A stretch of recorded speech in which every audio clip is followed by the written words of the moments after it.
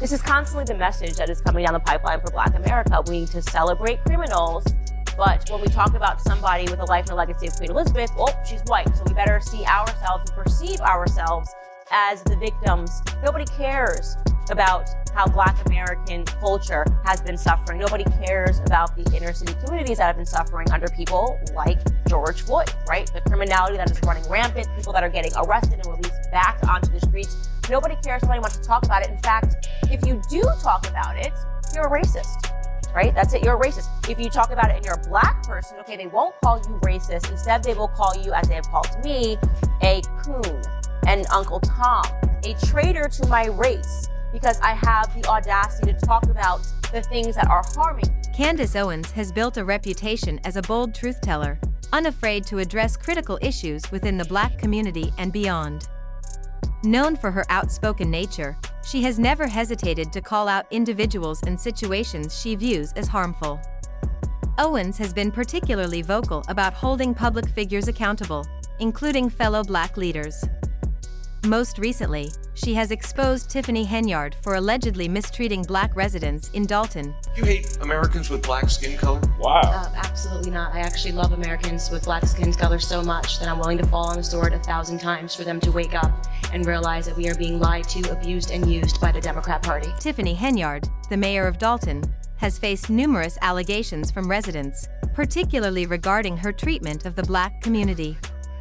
Many Black residents have accused her of persistent mistreatment, fostering an environment of hostility and disrespect. One of the most heartbreaking moments came when a Black woman, a survivor of alleged mistreatment, courageously spoke out against Henyard.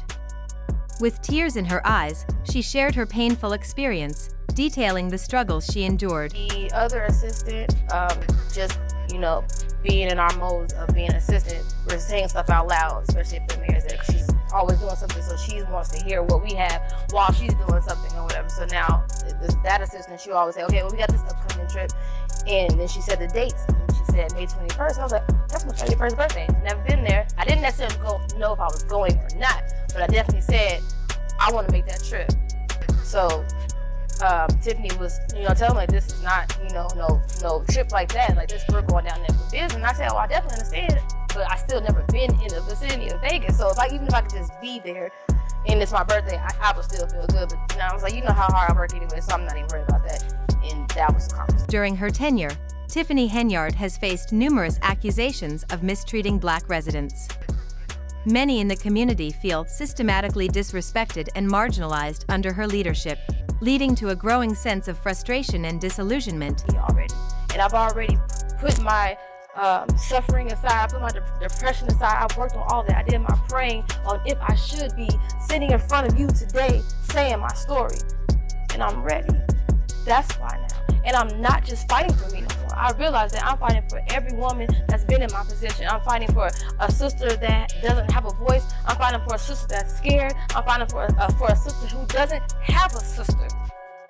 I'm fighting, not just for me. Her story has become a powerful testament to the broader discontent within the community, shedding light on the alleged misconduct and lack of support many feel under Henyard's leadership.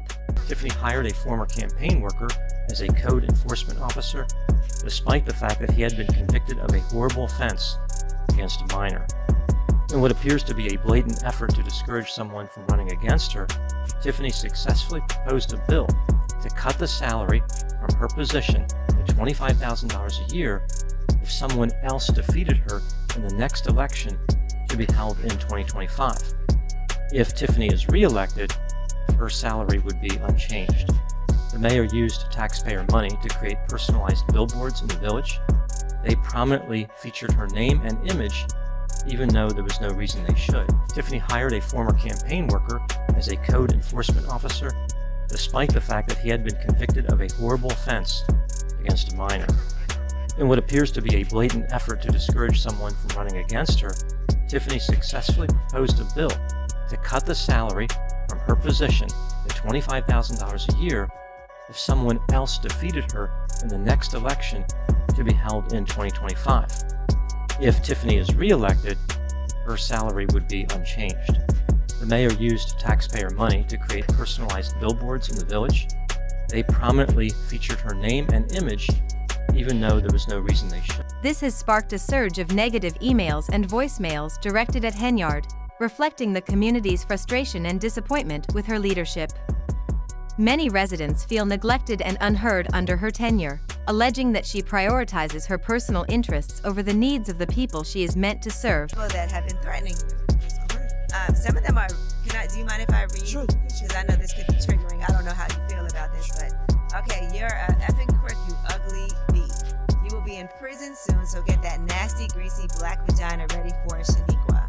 The inmates will love to have orgies with the racist, crooked mayor. All right, to move on to some more, hey grifter, maybe learn to effing speak English sometime. Your grammar is atrocious, but I guess that's what can be expected from a mayor who looks like you do. I mean, these aren't even the worst ones, by the way. I just want to say there's a lot more in here. Somebody called you a despicable, savage, monkey, N-word bee, and told you better watch your back. And then I did hear some of the voicemails. One just says, F all you goddamn N-words. And you are the first black woman to be in this position. Yes, in both positions. In both positions, and the youngest. Yes. So did this start happening once the news was reporting on what, and we're gonna get into what the news has been reporting, but did this start happening before the news reported on you or after? This happened when the news started reporting on it. Tiffany Henyard has been criticized by residents and trustees for being arrogant and self-centered, with a disregard for others' input. Allegations suggest she often acts unilaterally. Tiffany Henyard appears to be a big fan of herself. She has her own website where she refers to herself as the People's Super Mayor. She has also used this title in social media posts. On her website, Tiffany wrote about how, after she was elected as the mayor of Dolton, there was much fanfare during the swearing-in ceremony. It was attended by dignitaries from across the state of Illinois. Tiffany mentioned how she was the first black supervisor of Dolton Township. She wrote how this move sent shockwaves across the state of Illinois. Item number 2. Tiffany is active on social media and has made several posts which can be described as grandiose, attention-seeking, tacky, creepy, and demonstrating a profound lack of insight. For example, she indicated that God chose her, and she referred to herself as God's favorite. On Instagram, she declared that she was the most powerful woman in the Southland of Chicago. In one post, Tiffany was featured with a dog wearing jewelry. The expression on the dog's face appears to communicate, how was this woman elected mayor? In early January 2024, Tiffany accepted a community service award, saying, quote, I am Martin Luther King, I am Rosa Parks, and I am Harriet Tubman, unquote. During a meeting later that same month, she said, quote, Tensions between Tiffany Henyard and the Dolton trustees have escalated, with trustees accusing her of neglecting her responsibilities and mismanaging the village's affairs. In response, Henyard has claimed that the trustees have deliberately failed to pay bills since her election, suggesting it is part of a larger effort to force her out of office. So it's still on our books. Until we release the check and pay the bill, we still count it as a deficit. So you're saying, so you have the money to pay the bill. Correct. You're saying your fellow trustees won't pay the bill. Correct. Why? I'll give you a prime example, just to make me look bad. I'll give you a prime example. My job is to govern. That's what a mayor does. I'm an executive branch, they're the legislative branch. When I go get money and bring back to our community, many grants, they refuse to pay things for residents. I created a roof and window program. They would not vote to pay the vendors to fix the roof and windows for our seniors and our veterans. Why? The money's there, it's in a bank account, you can see it. Why would they not pay the bill? So therefore, that program got on hold. These are things I created when I became the mayor of Dolton. But yet, people don't see your vision. It's people trying to take over government, and I won't allow it. When all of this began, this not paying of the city's bills? So it's funny you asked that question. That's a great question. All this turmoil started right when I became mayor.